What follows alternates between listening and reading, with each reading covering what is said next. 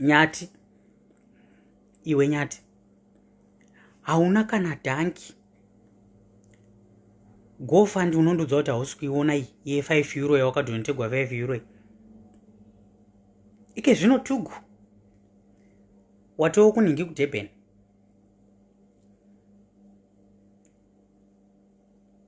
Uri kuzama kudii chaizvo?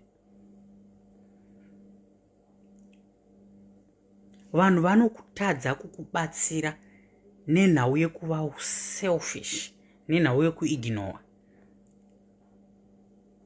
nhau yokungoda kufuratira vamwe vanhu, so nhau yokuda kuzviita unge wane mari iwo usina mari. Unondiudza kuti mari iyi GoFund idai yanga yakasvika ningi 2000 ningi euro, wanga usinganditsvagi iwewe?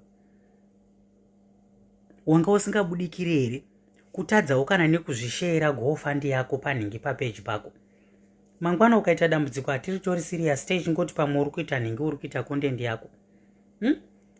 Ike zvino wakungombeya. Ndandakatarisa rimwe video rako mukadzi achimwisa ningi, mukadzi achimwisa mwana. Unozviitirei futi zvokuti mukadzi amwise mwana paningi pajekerere, mukadzi achibudisa zamu rakasvava kudero pamberi pevanhu? Haunzi kunyarira mukadzi wako?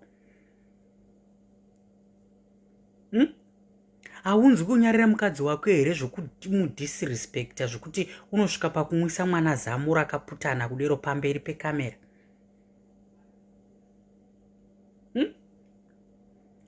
Tsiurika wobatsirika, siyana nenyaya yekuignore vanhu. Handidi kuti matigimo anga ari right, but in other words anoita sokunge anga ari right, plus handiwirirani naye anga asiri right, but dai kuri kuti tiri musame page ndingade ndai kutoti anga ari right.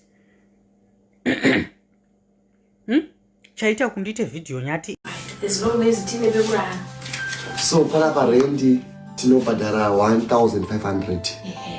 Only 1500.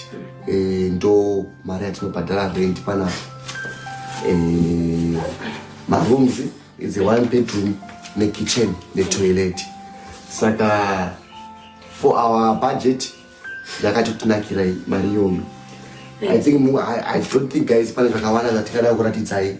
Imba takuratidzai, kitchen takuratidzai, toilet tavaratidza, bathroom tavaratidza. Saka ndo mararamiro acho natikutoitawo guys yaya. Tinotongochikamuchira. Saka tiramba tichikupai content kuYouTube, tiramba tichikupai content kuFacebook. Kwese tiramba tichikupai content nemarani atetichiita. Musatisekewo ndo zviripo guys. Ndo zviripo. Chimwe chinhu guys. I know kuti pandichakudzai this good news muchafara. Muchafara guys. Pane zvachada kuzokudzai, I think nhasi kana mangwana. Ndizvoka? Yeah, ndizvozvo. Today or tomorrow. Inini I know kuti zvinhu izvozvo pandichakudzai muchafara zvokuti do. Saka chakutaurirai kuti chii chikutora nzvimbo, chii chikuda kuitika, handiti guys. Why we are here. Takauya kuzoitei. Takauya kuzoitei. Hatina nguva yekuzogara guys. Takauya kushanda. Ndise nangu. Ndokufara zvokuti ende. Panyaya iyoyo patopic iyo yachazopinda. Topic iyo yakaipa. The hot topic. Yes. Hatina kungofamba chete kungoya kungoti chakwenu. Tine zvatakafambira. Tine chinangwa, handiti. Saka chazokuudzai guys kuti why ndiri so excited like this. Thank you guys.